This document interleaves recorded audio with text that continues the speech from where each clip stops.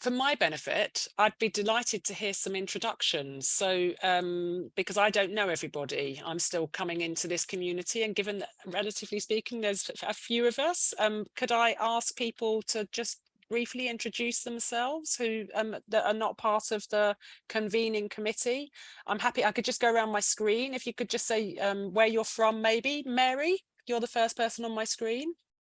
Hi, I'm Mary Dozier. I'm at the University of Delaware in the United States. Lovely. Glad to be here. Thank you. And Florence, I know we met before last week, but if you just Hi, I'm Florence Koendering. I'm Dutch. I'm based in Belgium and work all over the world as an independent consultant. thank you very much. And Joanna, or did I hear Florence call you Joe? Yeah, you can call me Joe. I'm Joe Rogers and I work for Partnership for Every Child and all over the place, basically, and do a lot of consultancy as well. Brilliant, thank you. And Jen?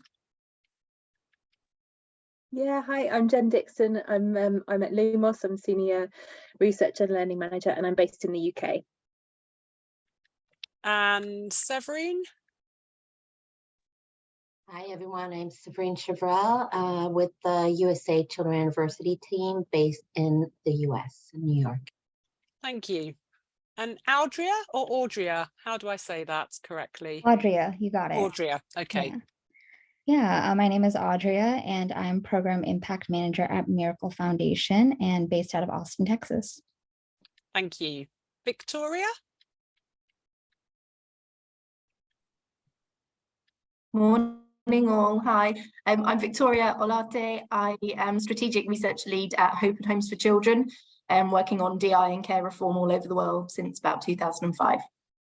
Thank you. And Pete? Hi everyone, my name is Pete Kent. I'm Programme Development Director at Railway Children. We're working mainly with kids on the streets in different parts of the world. Excellent, thank you. And Joe, another Joe Wakia? Hi everyone, I'm Joe. I'm working with Changing the Way We Care, which is a care reform initiative. I'm the meal director based in the UK. Thank you. And then last but definitely not least, Hasmik. I hope I've got the pronunciation of your name correct.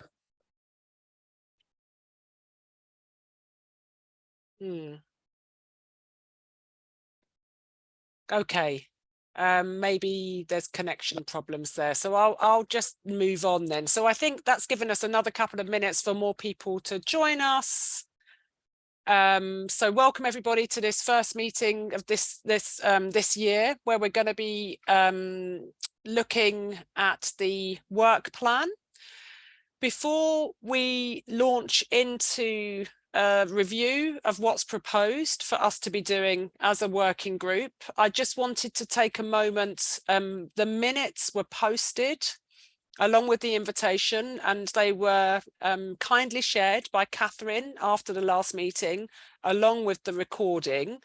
So I just wanted to pause to enable anybody to share any comments or feedback, matters arising, any points of accuracy that they'd like to bring to our attention.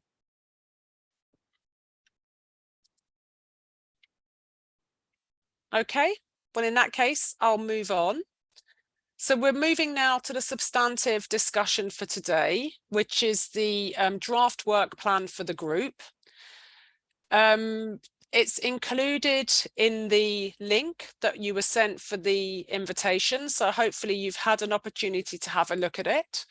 But I'm going to hand over to Marianus and Marianne to take us through it. After which we'll have an opportunity to discuss the content, make sure that it's, includes everything we need it to cover, and also then to start the process of agreeing how we're going to implement it, maybe, allocating some roles and responsibilities to willing volunteers. So I'm going to pause there and I'm going to hand over to I think it's you, Marinus, isn't it? You're going to share your screen now. I'm going to try, and discussion is possible after each or during each slide that's going to be presented. Let me see if I can share.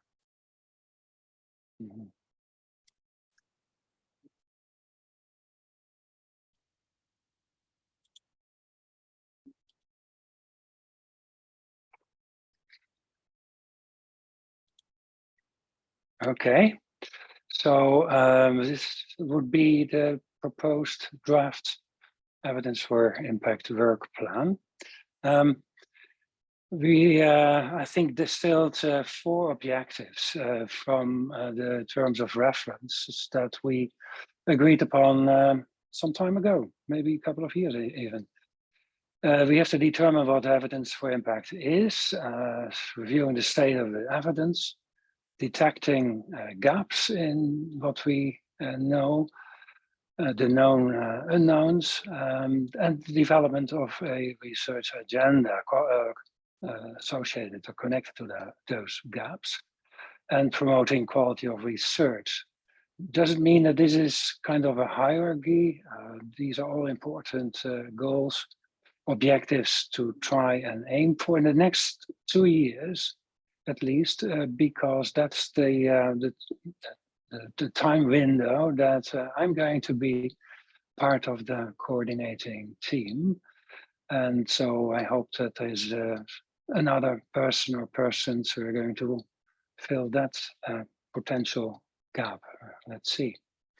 So what kind of activities should we try and undertake the coming 2 years? So determining what evidence for impact is, that's a big question. I realize that. We have been thinking about discussing it already quite a bit the past couple of weeks and months, clarifying what it is in terms of scientific research and supporting the change that we are envisioning, the impact that we would like to have, in contrast, for example, to investigative journalism, which I'm a very big fan of, but it's a little bit of a different undertaking, I guess. We submit. Outlining evidence standards for conducting and reporting all kinds of approaches to evidence, quantitative, qualitative, mixed methods, and meta studies, narrative and quantitative, and dissemination of standards. That's something that we really should keep in mind and even plan already ahead. I hope this meeting partly, it's very important to try and operationalize what we are going to agree upon in the end. So clarifying, reviewing the state of the evidence, clarifying what evidence is, evidence for impact, just very quickly, there's a lot of discussion possible and we should have that discussion. Doesn't have to be all during this meeting, but these are a few guiding principles derived from the terms of reference, and added to that some suggestions that Marion and I would like to discuss with you in the first round with Joanna Wakia and Sarah Neville, who have been volunteering to support us, to cooperate on this in getting a second draft for what we hope to have in discussion in this group. Independent objective evidence, that's what is the citation from the terms of reference. We feel, Marion and I, and that's not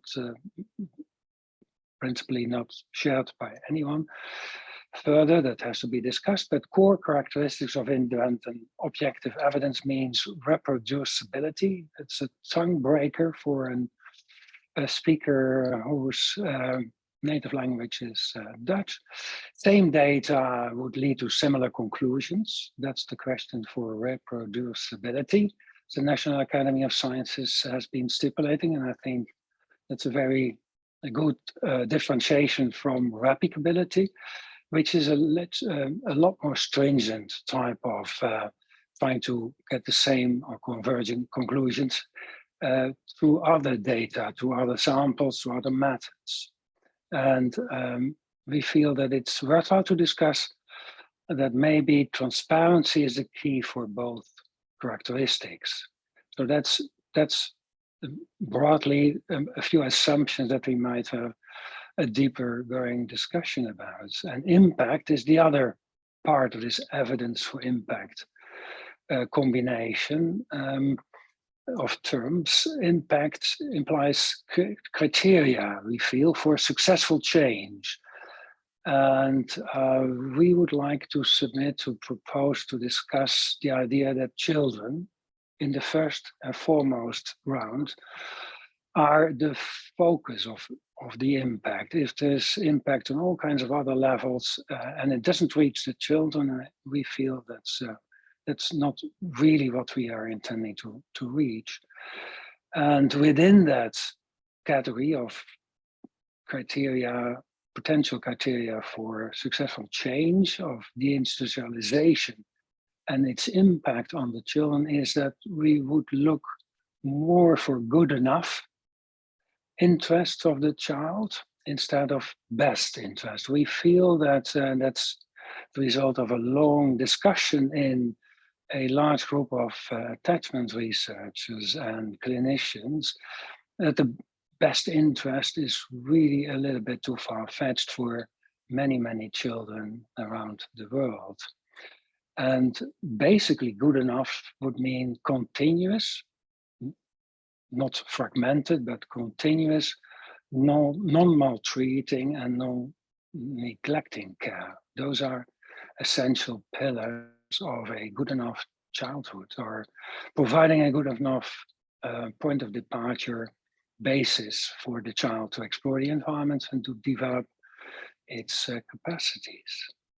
And what we need, I think, and then I open up for a discussion before we go to the other slides and parts of the work plan. What we need, I guess, is minimal criteria for what is that type of research that is meant here. And these reproducible, replicable, transparent research studies, syntheses that focus on impact on children.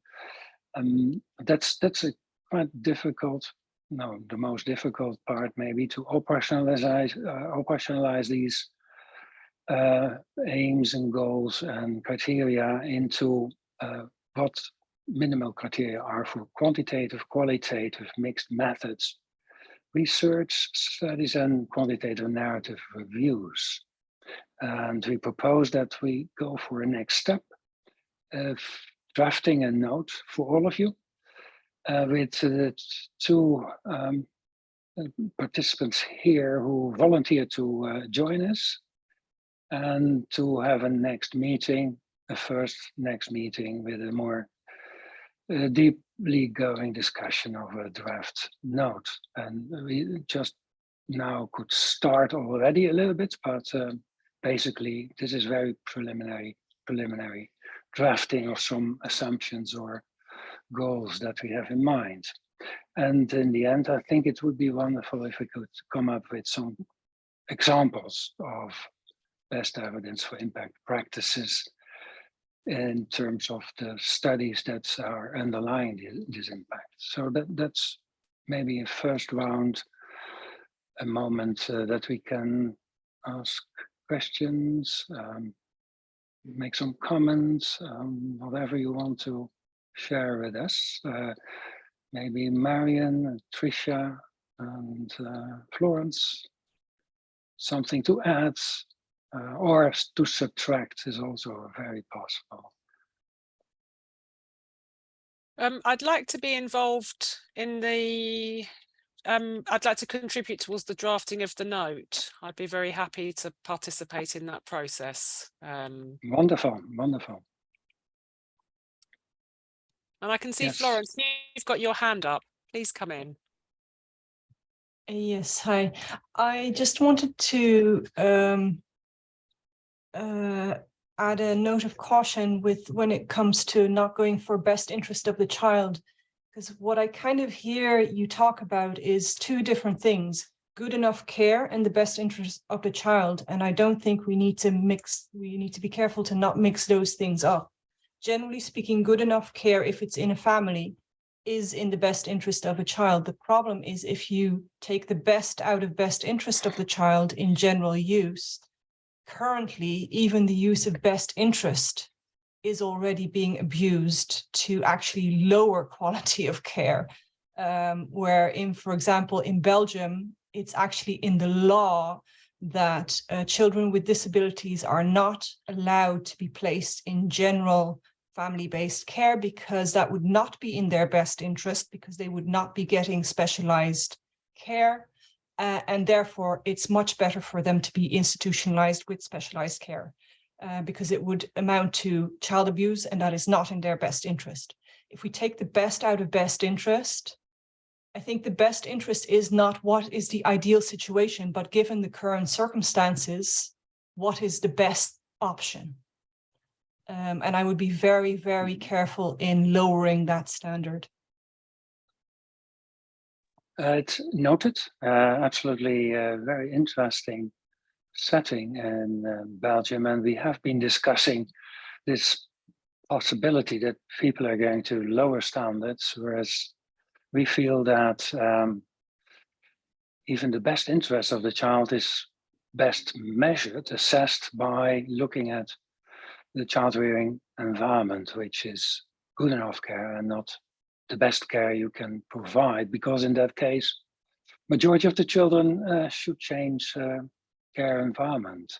But it's absolutely an important issue to further explore, especially because best interest is, of course, a part of UNICEF, of the Universal Declaration of Rights of Children, etc., etc. It's all over the place. And we would appreciate a little discussion about it to see whether it's still the best term to use, but certainly in for any clarification and change. Marion, you wanted to come in there. Yeah, thank you, Florence. It's very clarifying what you said. For us, I think best interest and good enough should be considered in combination with continuity of care. It is often what is momentary the best could perhaps not be the best in the long term, and that in terms of family care or case of maltreatment, we know from other situations, but this is a very specific situation that you refer to. We know from other situations that sometimes the continuity of care is no longer guaranteed if you would every moment choose for the best interest. So that's where it comes from.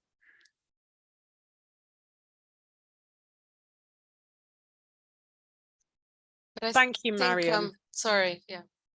Go on, is that you, Joanna? Yeah, yes, it is. Please come in. Yeah, but best interest can often be about weighing up and balancing quite complex ethical issues, and they, of course, that's linked to care,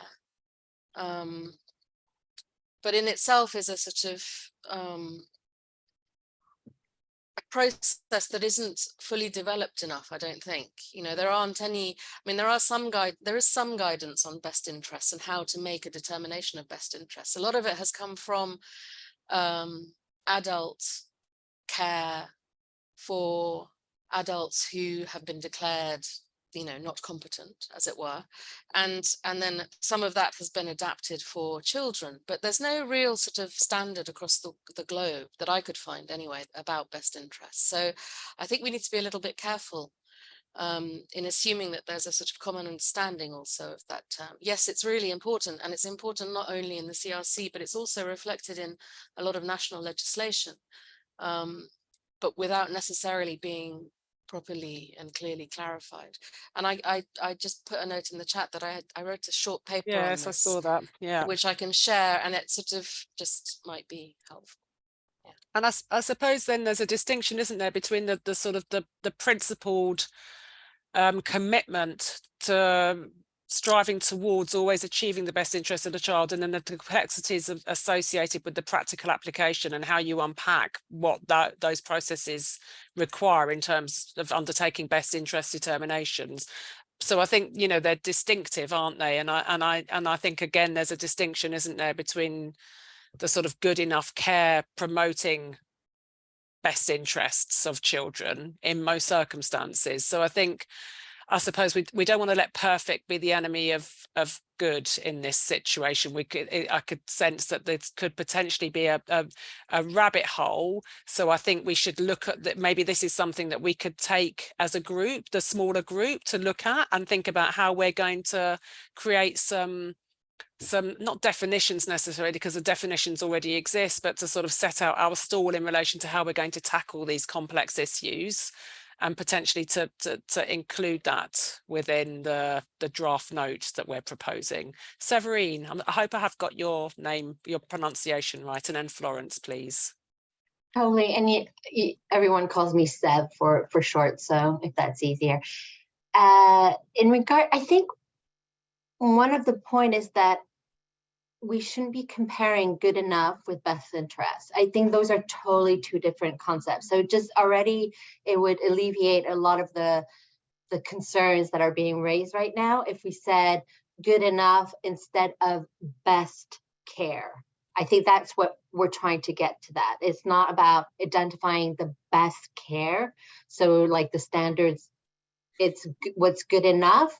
But then we're looking at the best interest of the child that identifies, looking at that continuum of care, what is in their best interest. So I think it's just delinking those two terminology right here will already reduce some of the concerns. And then I think there's definitely a lot that we as a community within child protection and care need to do around unpacking and providing further guidance of what best interest determination means for us around care.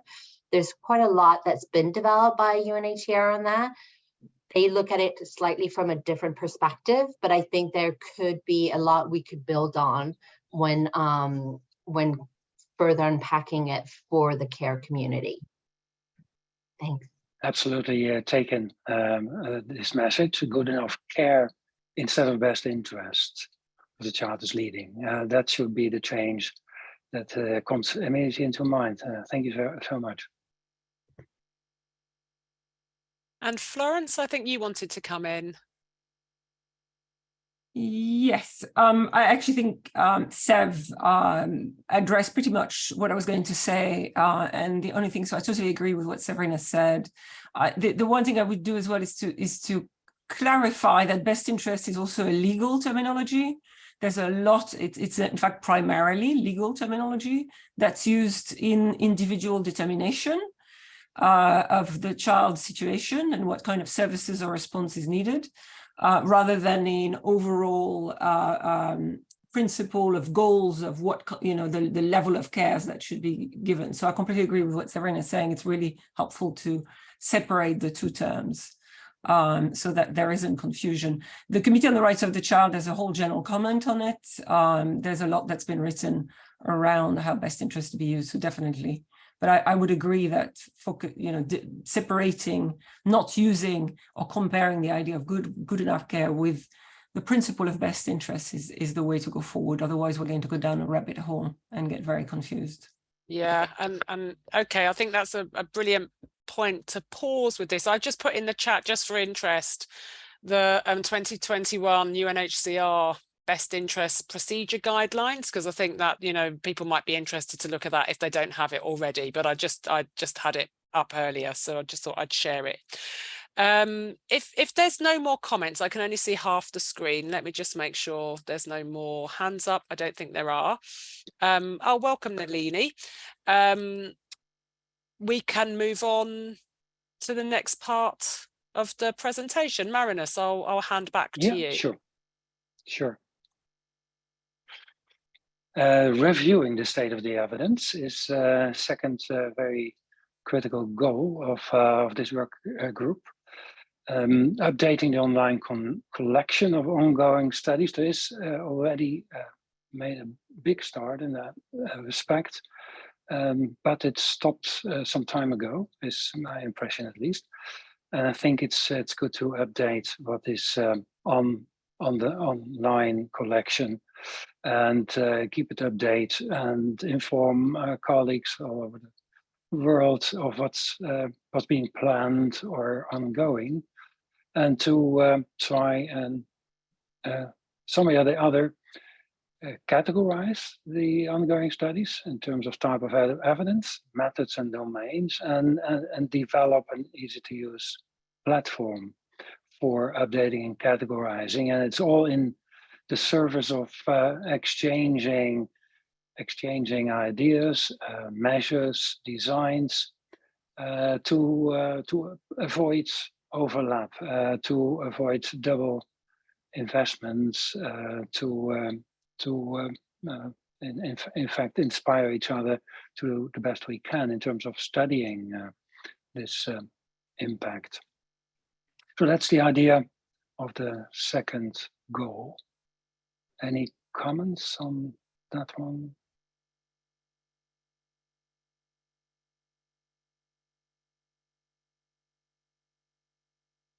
When did this online collection of studies, I understand that there was significant work undertaken to populate that, which paused. When was the study, this online collection last updated, Florence, just out of interest? How out of date is it? It's pretty out of date. Last year, at the beginning of last year, was the last time I think that there were any edits to it. And part of it was we discussed how we could find a mechanism to make it as easy as possible. I mean, it is fairly easy. It's a spreadsheet. But it's not very exciting. We presented and we discussed as a group the various studies that were going on. And I think the question is, how do we find a mechanism, as Marius is pointing out, to incentivize people to just keep updating and adding. If you put a study there and it's already done, just clarify that it's complete. If you're working on a new study, a new piece of research, or you've heard of a new piece of research that you think would be important to add on that's ongoing, then add it. So I think for us, it's a question of updating it, but also finding, is there a better way of sharing it and a better way for people to access it and update it, to make it more of a live document. Any idea and suggestion on how to do that, I think would be really useful for this group to discuss. So presumably, I did look at it, but before Christmas, I have to be honest, presumably there's an underpinning typology that people, so there's a tagging system and, is there a way of sort of searching and sort of categorizing already, or is that something that would need to be done now, in retrospectively? There was some categorization, which the group agreed, just to clarify in terms of methodology used. It's a spreadsheet, so you can search it as spreadsheet can. Is this the easiest way of, is this the best categories? First of all, do we need to update the categories? Do we need to make it more? It's all good questions for us to discuss, for this group to discuss. I think the point is to make this tool as useful as possible as a reference, so that we and anyone else working on care has a sense of what's happening, what research is happening, on what, where, who's working on it. If I want to know and find out a bit more about this study, can I reach out to this, who is the person that I can reach out to find out more, etc. So there's definitely plenty of scope for improving the actual spreadsheets, but there are already some categorization. Okay, thank you, Florence. And Nalini, I can see you've got your hand up, and then Joe. Hi, thank you. So I know I was just curious, Florence, I mean, are there other databases like that have been successful? Because one of the challenges I would find is even when we ourselves as funders fund things, it's very hard to keep it updated, and so the question to your point is, what is the incentive? And so I'm just curious as to when BCN itself or this platform itself is not funding anything, how do we incentivize people to sort of, update the state of evidence? And I don't know if there are other efforts that have actually proven to be quite successful. And because I think we probably can't be, the aim is probably not to be as, very comprehensive. Maybe I might insert experiences that we had outside of this sector in scientific research as pre-registration, very important, as many of you know. You have OSF, it's a big platform in which early designs of studies can be posted, and that's open for all kinds of comments and changes. There is this possibility of having a date on the pre-registered study, so a starting point. And of course, you have the whole range of journals like Trials and others, also in the area of meta studies like narrative and meta-analytic studies. Prosper, for example, to pre-register early plans to do a certain study or a synthesis. And I think that's in fact serving the same goal, namely informing at an early stage others to make sure that you do not overlapping work, or when you do overlapping work, that it's really reproducibility work or replicability work. So I don't know whether it's worthwhile to investigate the possibility of having kind of a branch or sub-platform within OSF.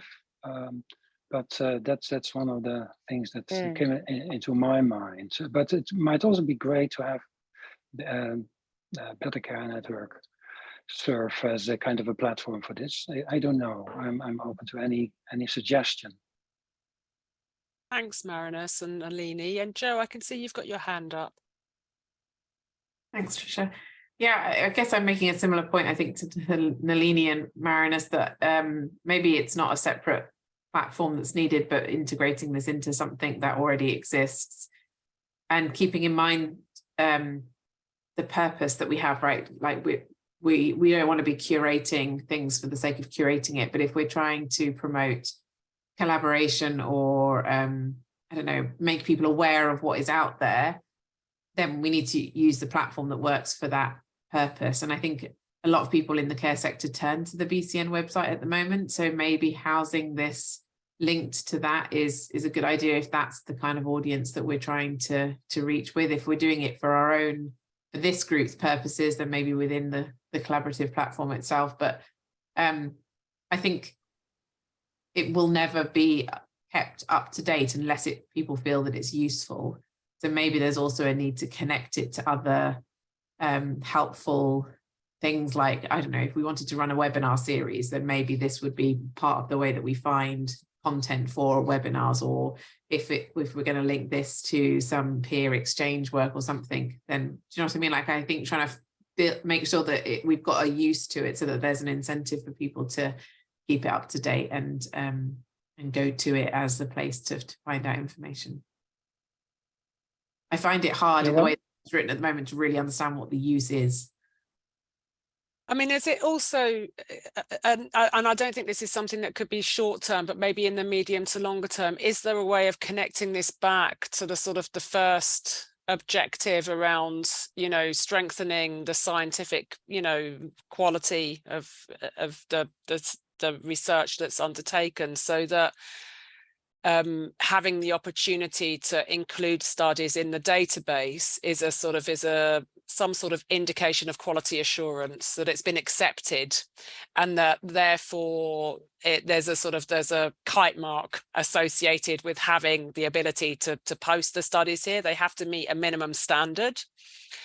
And that could act as an incentive for people to engage with the first objective and to sort of strengthen the robustness of their methodology and design, but also to demonstrate the quality of the research that they're producing. So it could, I mean, I don't think this is something necessarily we could achieve maybe in this first work plan, but maybe that could be something that we work towards longer term, because that could create a virtuous loop. It might be that donors would then come and look and see which, you know, concept notes are being developed. You know, if the way to create the incentive is always, sorry, Nalini, is always to connect it back to the donor community and to sort of demonstrate that raising standards like this increases your likelihood of securing the resources you need to do the research. So I think trying to create that virtuous loop might be the incentive and the way to raise the bar. But it's quite aspirational, and I think you know, it might be something we'd need to move on to in the next phase. But I think if we had that as a goal, we could sort of plot the steps along the way to make sure we're not then having to retrofit after the event, but sort of have that in mind as the ultimate destination. Florence, I can see you've got your hand up. I hope you're not going to disagree vehemently. Certainly will not disagree vehemently, but just I think it's definitely linked to the goal of strengthening our evidence base, our community's understanding of where the evidence is and where it's not, the quality of it, the different methodology. My one worry, and Tricia, as you said, this may be something that a couple of worries we might be working towards. It's going to take some time to get there. Is, as you know, well, in our sector, we have a whole range of research and studies happening, some of which are not academic research, and some of which are nonetheless used for advocating, you know, that we have knowledge about different things. Part of the idea of the database of what's going on is to ensure people feel free to say, we're working on X or Y, or we're doing this, and to enable others in this community to actually support and ask questions and strengthen maybe their thinking in terms of the methodology, avoid duplication. So, you know, I wouldn't want to kind of make it the kind of, you know, the only way you can be in that database is to have a really high quality quality of, or it's deemed to be good quality research and so on. I think we need to find a way of encouraging people to talk about the studies and the research that they're doing, and to have discussion around, you know, the methodology they're taking, what might be missing, etc. So I like what you're saying. I think it might be we might need to be thinking about how we don't use the database just to categorize what we think is good or bad, but actually to encourage getting there, which is one of the objectives of this evidence working group, to strengthen our evidence and the way we use research. So that was just my worry a little bit, thinking of how do we do that without discouraging people or feeling, well, I'm not going to put this because, you know, the purpose of my study is not academic research, and therefore I'm not going to put it up there. A lot of what we do in our sector is not being developed for academic research, is being developed for, you know, programmatic reasons. It's being developed for a whole bunch of reasons, and it needs to be strong. You know, it needs to have good methodology, and that's what we need to encourage as a group. Yeah. Okay. I mean, I think there's definitely something to sort of further unravel and unpick here, isn't there? And Marion, and then Nalini, I can see you both like to come in.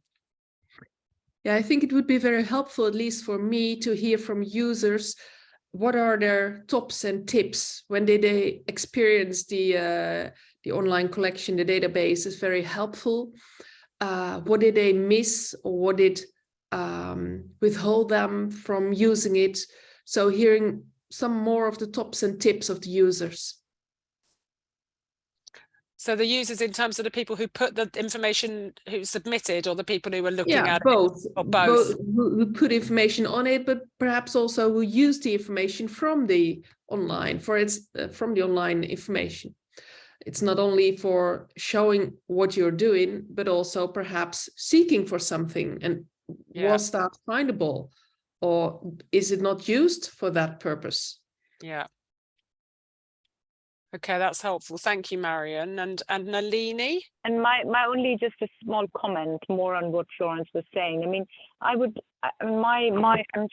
differ there, because I do think you only want high quality studies here. That's just sort of and how you define high quality, obviously, just because we are not there yet doesn't mean you don't have those criteria. So that's just that's where I would differ there, saying that, you know, you obviously want to strengthen the field, but if you don't, you know, have a bar of what really qualifies, then I think you really have a lot of other sort of, you know, studies, quote unquote, which leads to erroneous sort of conclusions, and actually they don't. So I think we need something to differentiate quality. So I would actually say that is really fundamental to the role of this group. And then the second point I would say is I think we cannot actually keep saying academic research is just all, because academia is moving towards a lot of applied research. So, you know, it's not just about doing things in the laboratory. So I think it's just sort of, I think we should, that's just my 2 points. So I just wanted to say that. Yeah, I like that, Nalini, and I think there are ways of categorizing which don't rank. So I think there are ways of, giving a sort of an objective assessment about a piece of research, which doesn't necessarily sort of say this is really terrible and this is really fantastic. But, there are ways of differentiating so that people can understand and see, because I think it's understanding what is relevant, what type of research and evidence is relevant for what types of purposes. So, very narrowly contextual, programmatically informed case studies might be really helpful in some circumstances, and in other circumstances you want a much more robust, multi-country mixed methods, study. So it's sort of horses for courses, isn't it? And enabling people to understand what the research, what that particular report might help them to better understand, and the limits of that contribution. So there's got to be a way of developing some sort of typology or taxonomy or something within a database that would help that type of searching, which doesn't sort of rank from good to bad, because we don't want to shame people into not contributing their work, but because we'll only build the capacity and strengthen the quality of the evidence if people feel that they're in a community of supportive peers who want to enable them to get better. So what we don't want to do is to sort of set the bar so high we're excluding people. But I mean, of course, this is all very easy to say, probably much easier to do.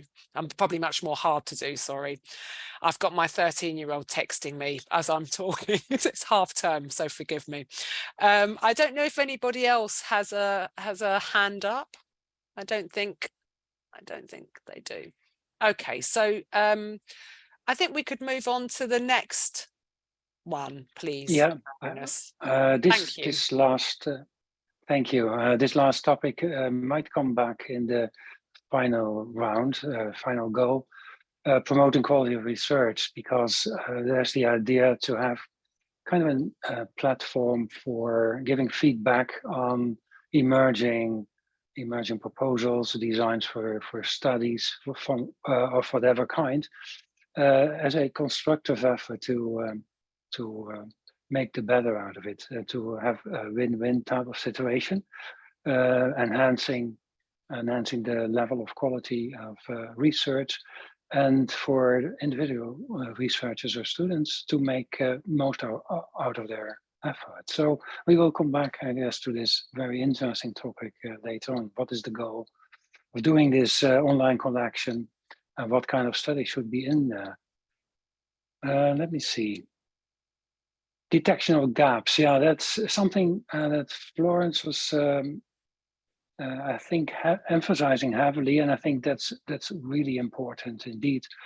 We have to make clear what are the evidence gaps in our field, develop a research agenda that has our consensus, if possible at all, because that makes so much more of a weight in all kinds of negotiations with funding agencies, etc. So it's absolutely important to have prioritized, have detected and prioritized the gaps to be investigated. And maybe that's one of the topics, that's the proposal here, to discuss in the live meeting that we hope to have organized in autumn of this year. So maybe that would go together with developing a proposal for a research unit that is interlinked to any NGO in this area, but not really tied to any of them too firmly, because you have to have independent evidence, I guess, in the end, to be really convincing for policymakers and practitioners, professionals. So that's the third goal that we would like to discuss in the next couple of years. That would take time, but that would be the aspiration, except when you feel that this is too ambitious or not ambitious enough. Thank you, Marinus. Any Any reflections?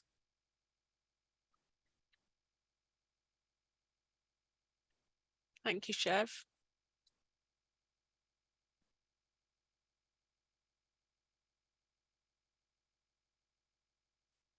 Okay, this seems to be fairly non-controversial.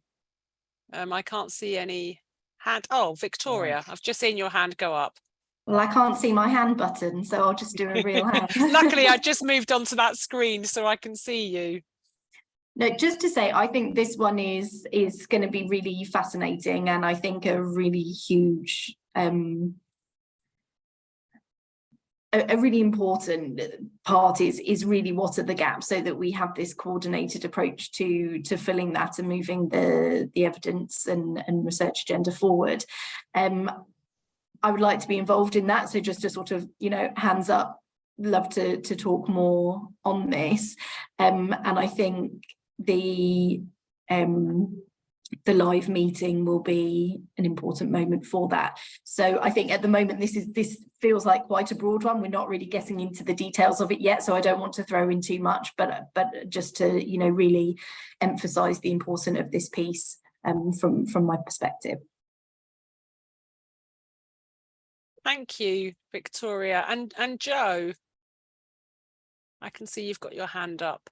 Thanks. Yeah, I was just thinking, as well as kind of the idea of an independent research unit, maybe there's also something in here about collaborative research where different organizations work together towards a common part of the research agenda, so that we are kind of pooling the resources that we do have towards a common goal. You know, we could cover greater geographic spread or whatever it is by doing some of that. I think it sounds easy to do, but I know it's not. But it would be really nice to kind of see some collaboration around concrete research projects.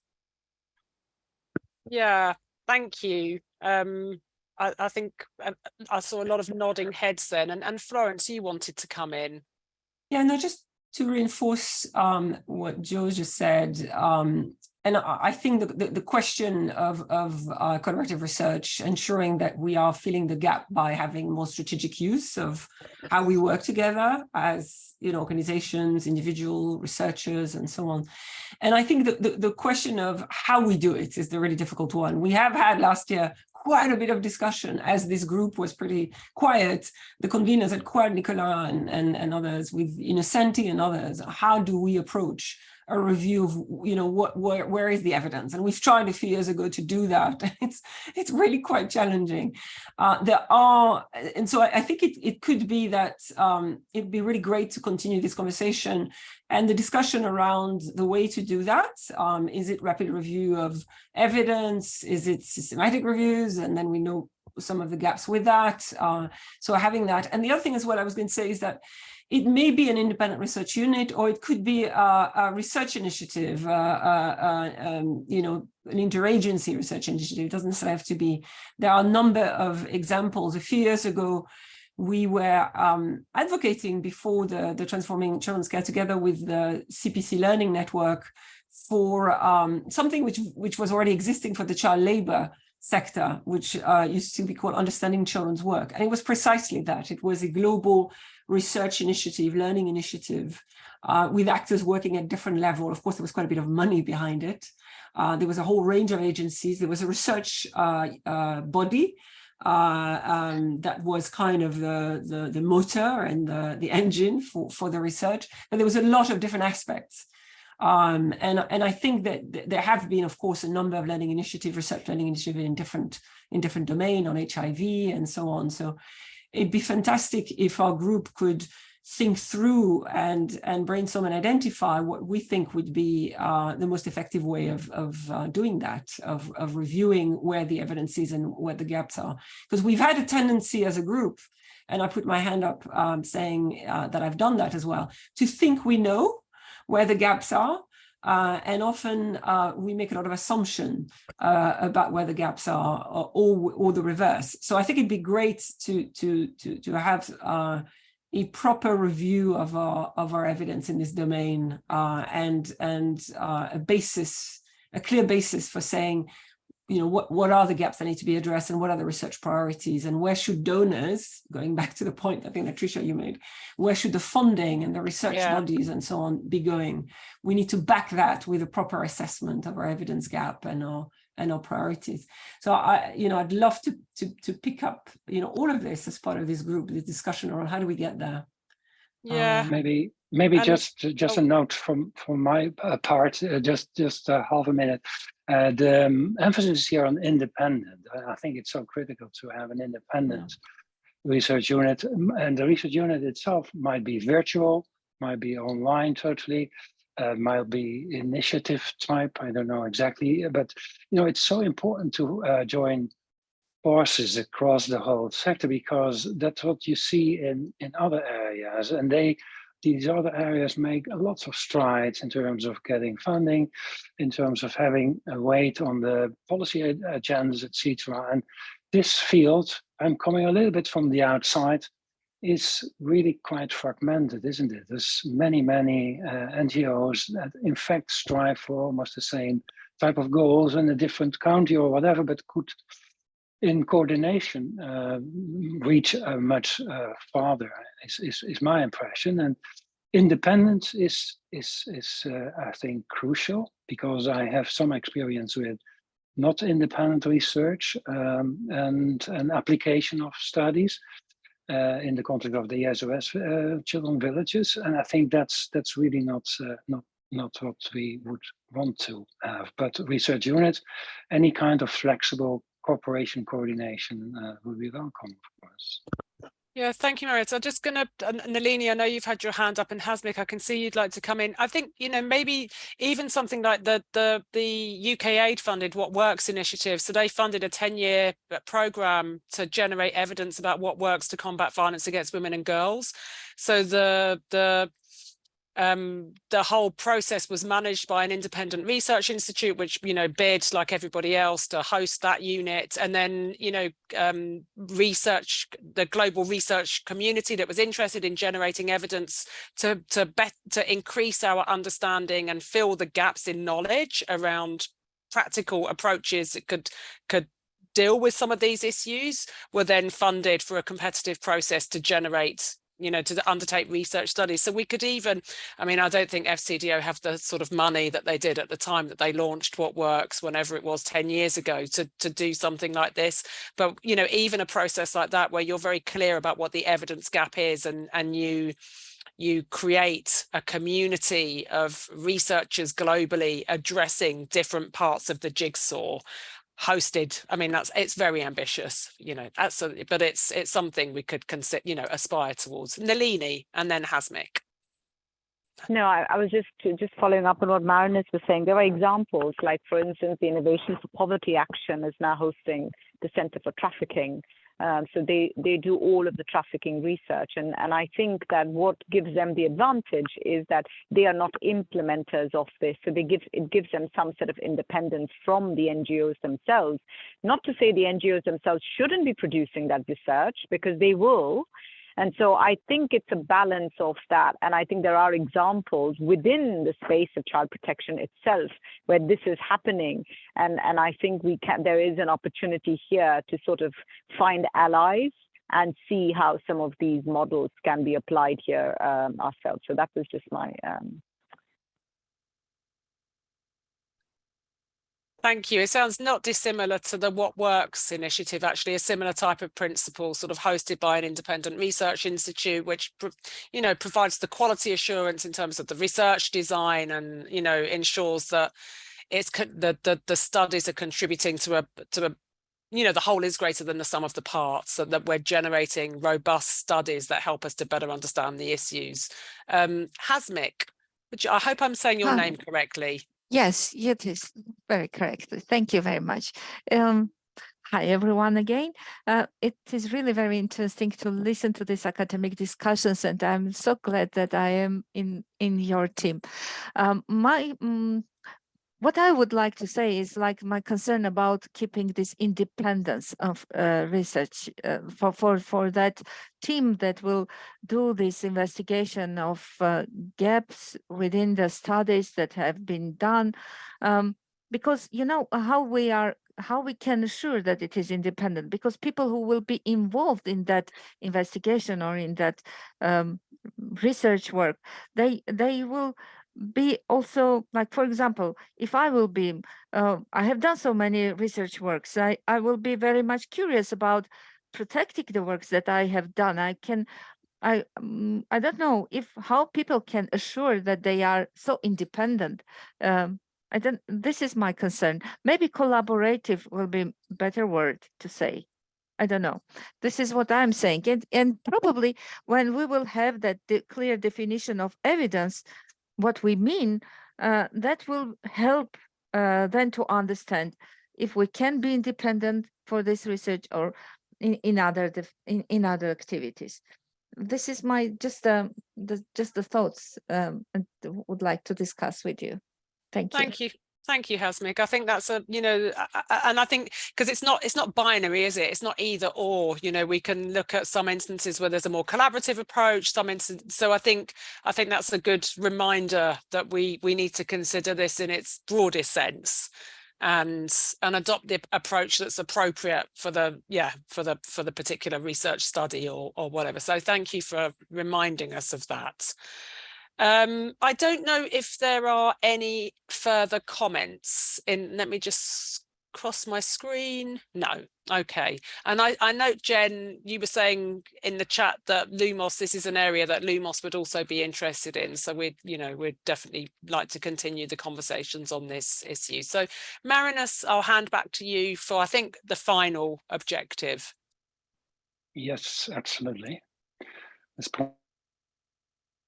Quality of research. I already indicated this possibility to discuss an evidence forum for feedback, not really for evaluation, but for constructive feedback on any research proposal, study proposal, reviewing proposal in the making, that the people who would like to conduct that would argue would be profiting from some of the feedback that is available in this large group. And it's maybe a good idea to ask a restricted set of people to devote some time on doing this, giving feedback.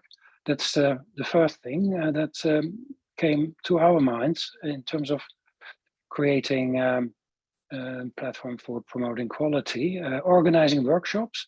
There's a lot going on, not only, of course, in the quantitative domain, but also in the qualitative domain. There's now separate scientific journals, guidelines, methods. There's all kinds of teaching going on in that area, mixed methods.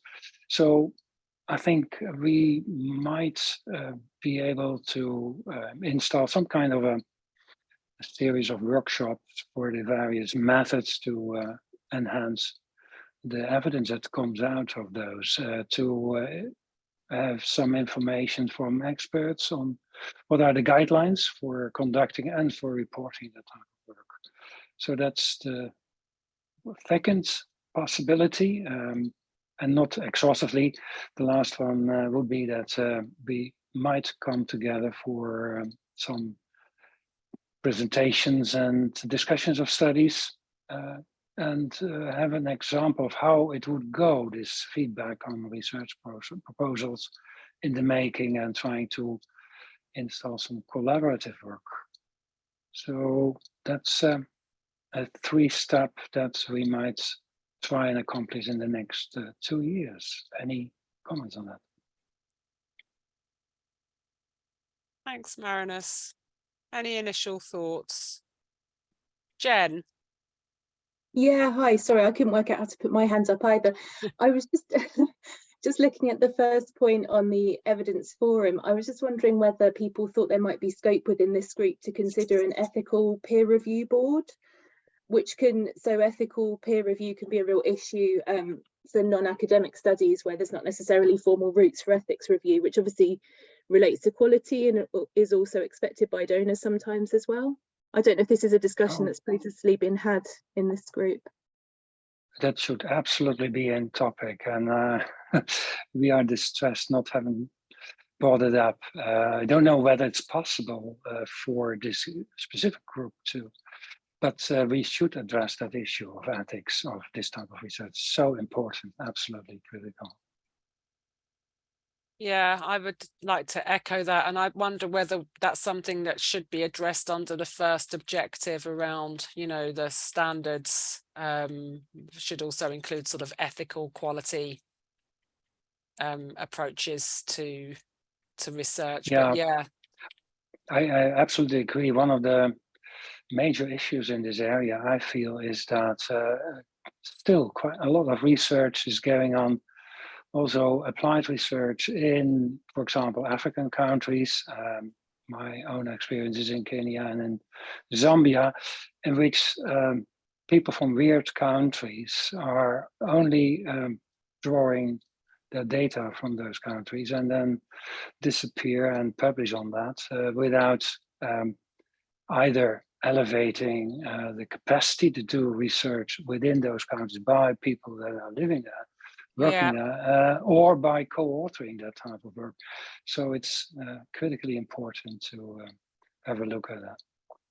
Yeah, because that was one of the objectives, wasn't it, that I remember reading about in the original Evidence for Impact Working Group, the urgent need to develop a wider cadre of researchers working on this issue in low and middle income countries. So I think we need to think about where we can consider that in relation to these objectives, and to make sure that that's something we're explicitly trying to address. And Victoria, I can see you've got your hand up.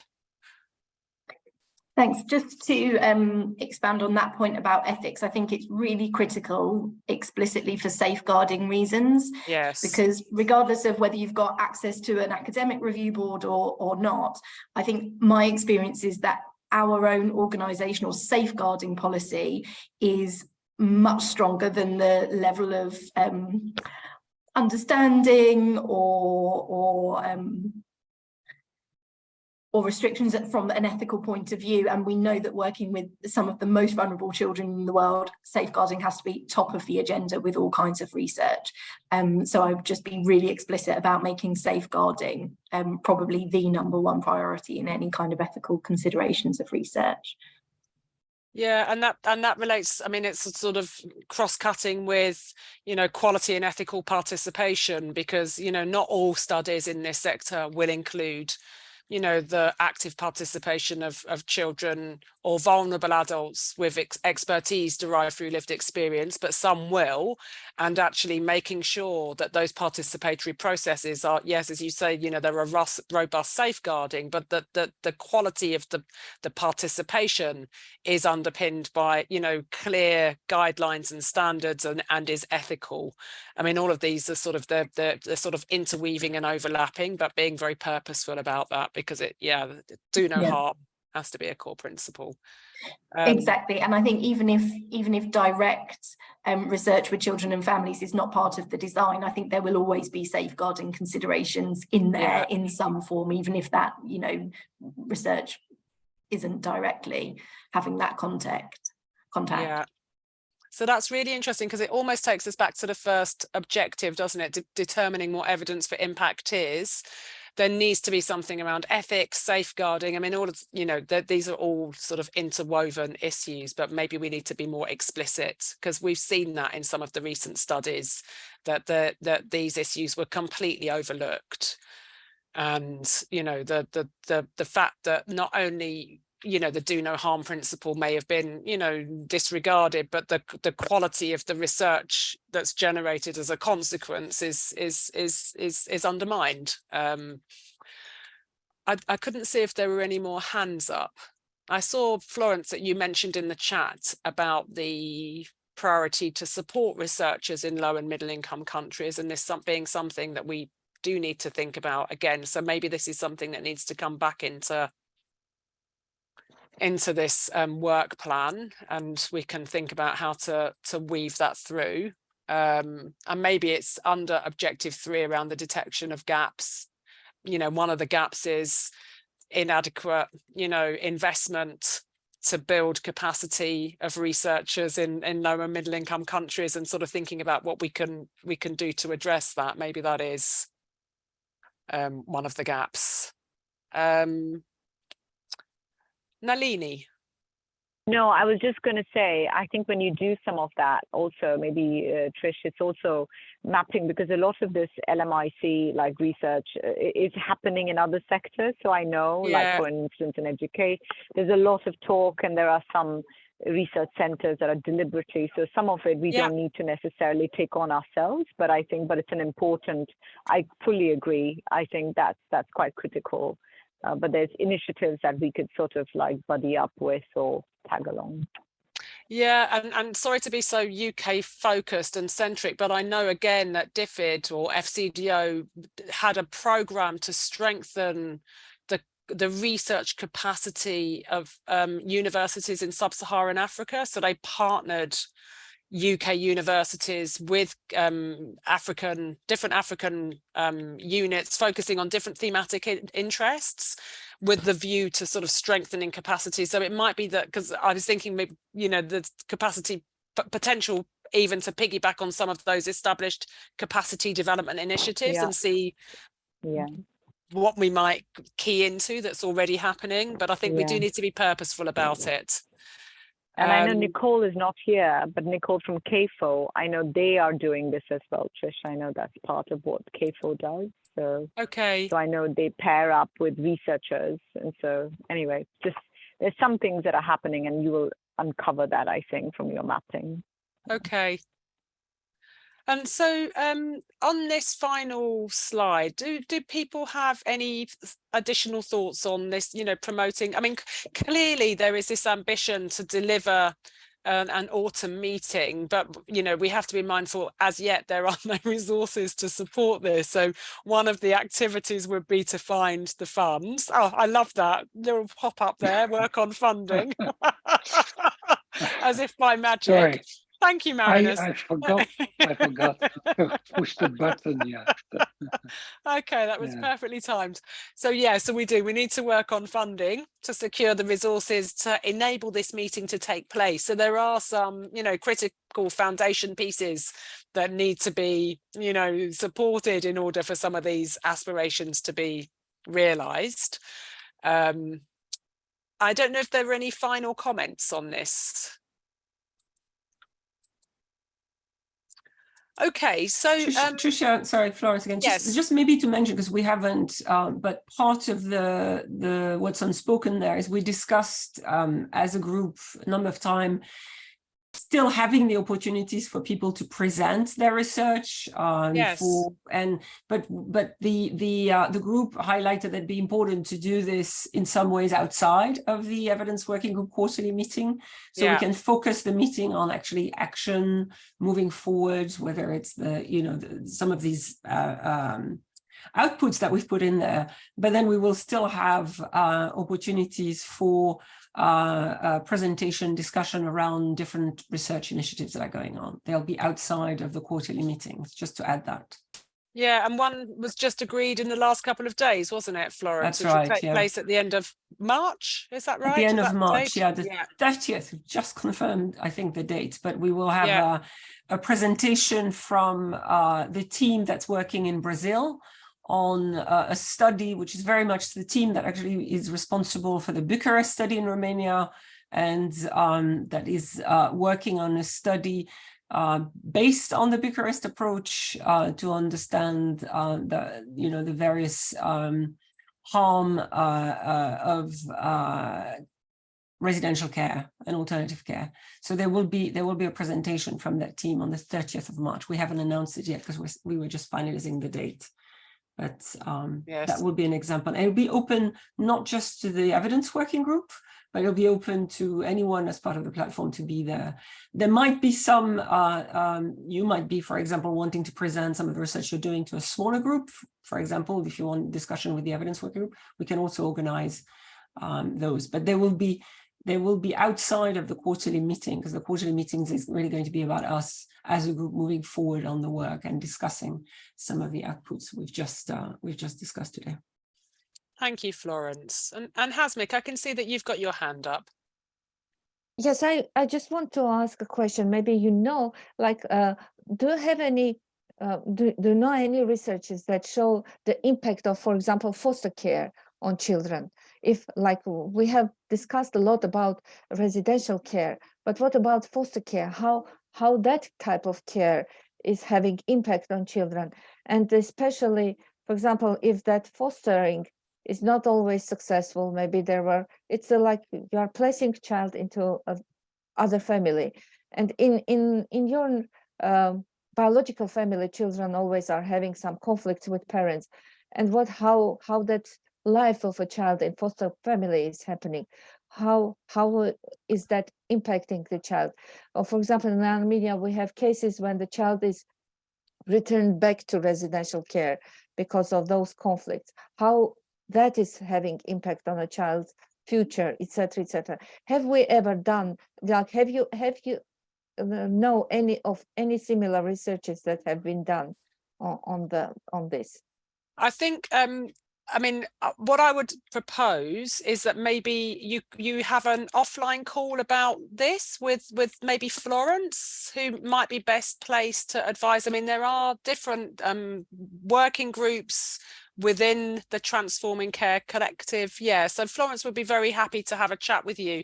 I'm mindful, Hasmik, that one of the things that you might want to do is you might want to have a look in the database, although we've realized today that it's quite old, and there's likely to be other research studies, and I think Florence and maybe others, I'm not sure, other people on the call might be best placed to advise you where to find that evidence base. But if we take that offline, then Florence can connect with you in the first instance, and then she can sort of signpost you to others who might be able to assist your search for this evidence. I hope that's okay. So I just wanted to reflect for the last we've got 15 minutes. I think Marinus, first of all, I'd like to thank you for presenting the work plan. We've identified a couple of gaps, and we've had some good discussions around, how some of the things that we'd like to see within it. For example, the focus on, supporting lower middle income countries, the challenges around having an in-person meeting, and some of the other issues that we picked up earlier as well. So of course, the next part of this meeting for the last 15 minutes is how are we going to do this, and who's going to be involved in what, and how are we going to sequence it? So we don't have a lot of time to sort of drill down objective by objective, but I wonder whether in the first instance what might be useful is for people, if they're willing to volunteer, to engage with one of the objectives and to unpack what that objective should entail over the next, because we've got some top line activities set out, but what do they actually mean in terms of a work plan that could then come back to the next meeting? So we've got something a bit more granular to sort of guide our actions going forward. So we've got exactly 16 people on the call, and we've got exactly 4 objectives. I mean, that's a bit too crude, isn't it? And people might want to be involved in more than one, but it seems to me that we have a critical mass of people that that could support a deeper dive in each of these areas, and do some work outside of this group to unpack what might be required, and to come up with maybe a bit of a Gantt chart, some some sort of more specific activities that would help us to move towards these objectives, bearing in mind that this is a 2-year work plan, although obviously the intention to have an autumn in-person meeting is anticipated to take place sooner. So Audria, okay, thank you for joining us. How would we like to do this? Would people just like to put in the chat any areas that they might be interested in, or do we just want a show of hands? Could I ask? Think I picked up already that Victoria and Yen would be like to involved in the detection of gaps. Yeah, perfect. And then we've got some people already involved. My Joanna and Sarah in yes, what is evidence? reviewing the state of evidence. And then then we need to have maybe a couple of volunteers to support the first objective, determining what evidence for impact is. I think that's the one that's already happening with Sarah and I, isn't it? Yeah. Oh, Mariam. sorry, yeah, sorry, that's my mistake. Yeah. I wonder if 2 and 3 need to go together, Trisha, because you kind of have to do the review in order to know what the gaps are. I wonder if it's hard to de-link those two, isn't it? Yeah, I mean, we've got the first objective is determining what evidence for impact is. So that's sort of just, you know, the whole process. So Hasmik, I can see you'd like to be involved in that. Which group? In one of the groups, please say which one it is so we can capture that adequately. So we've got objective 1, determining what evidence for impact is. Objective 2, reviewing the state of evidence. Objective 3, detection of gaps and development of a research agenda. And objective 4, promoting quality of research. So were there any people interested in the final one, which we've just talked about promoting quality of research? Marianne and Florence and Joe, did I see your hand up go? Did I see your hand go up, Joe? Yeah? Can do. Well, I'm not meaning to, I would never forcibly, I'm not volunteering you. I thought I did see your hand go up. No, but, I am interested in that one too. Okay, yeah. that's fine. Okay. And then, so have we got any volunteers for the detection of gaps and development of a research agenda? Mary, Jen, Florence, and of course that was the woman from Victoria. That was you, wasn't it, as well? You were interested in that. Sorry, I'm doing this backwards. It's not helpful, is it? Objective 2, reviewing the state of the evidence. So that's updating, you know, that's about the current database. I'd be quite happy to look at that with somebody. Do I have any volunteers? I certainly won't manage it on my own. Jen, thank you. Anybody else would be interested in looking at where we got to with that, with reviewing the state of evidence and what needs to happen? Sorry, okay. I'm Florence, confused I think about. you're on mute. Oops, sorry, I'm confused about reviewing the state of evidence. You mean for the sector? So coming up with a strategy on an evidence strategy.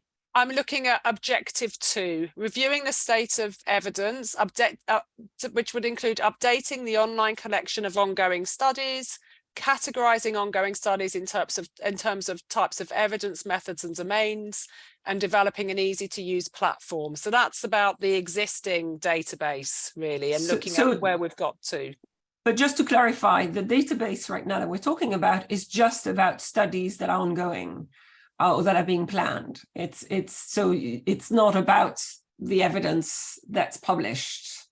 So I think we need to separate the two, because what we're looking at is just a mechanism so we know what's going on in terms of research in the sector. We can share it and we can understand, you know, what's happening.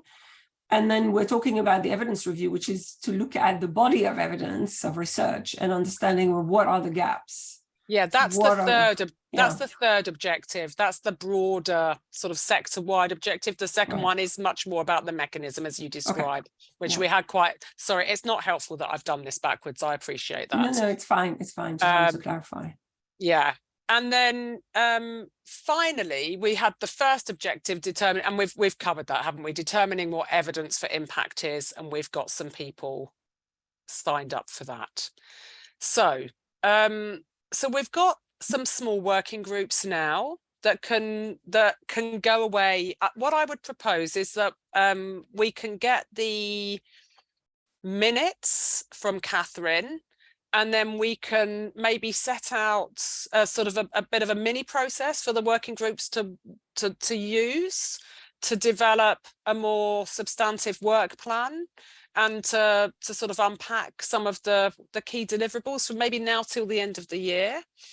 And yes, I appreciate that, Florence. There are other people who may want to be involved, but it's quite good to have a critical mass of people here who can take that forward and to sort of hold the ring on it, who've been in this meeting and understand what the substance of the discussions are.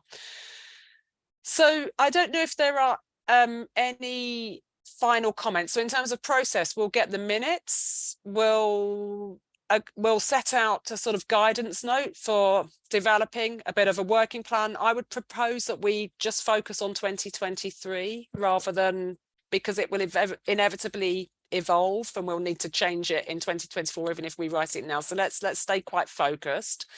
And then we can use these notes as the basis for review at the next meeting, along with any other topics that the conveners identify as being appropriate or that you would like us to discuss.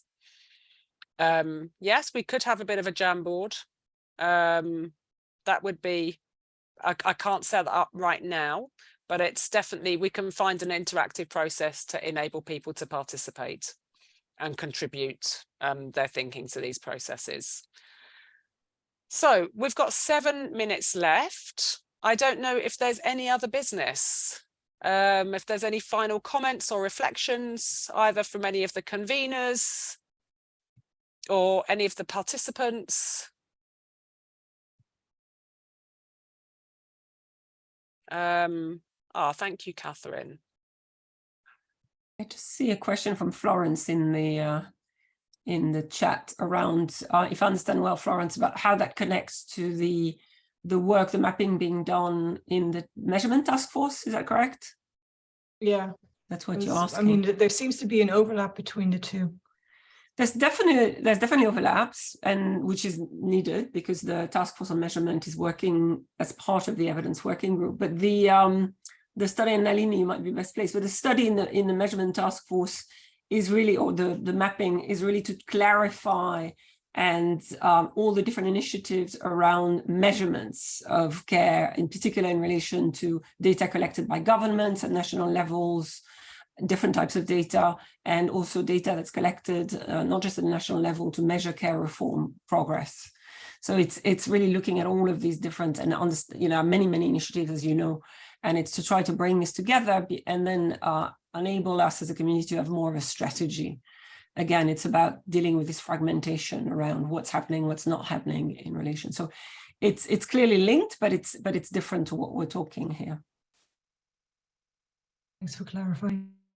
Yeah, thank you, Chrissy. Thank you for joining us today. So if there are no further comments, I'm going to wind this meeting up a few minutes early. Thank you all for your contributions today. Thank you, Marinus and Marianne, again, for the work that you've done, shaping the work plan. Florence and Catherine, of course, for your ongoing support. And thank you to everybody for your participation. If you have any feedback on the way the meeting has been run, things that you'd like to see, things that, you feel are important, do feel, please, I'm very free to reach out directly to give us feedback. It's always useful to sort of reflect on what can be done better. There's always room for improvement in terms of the way these meetings are structured and run. So we're always open to ideas and feedback. But other than that, you've got 5 minutes back in your lives. I'll see you all later. Take care. Bye-bye. Thank you all. Bye-bye. Bye.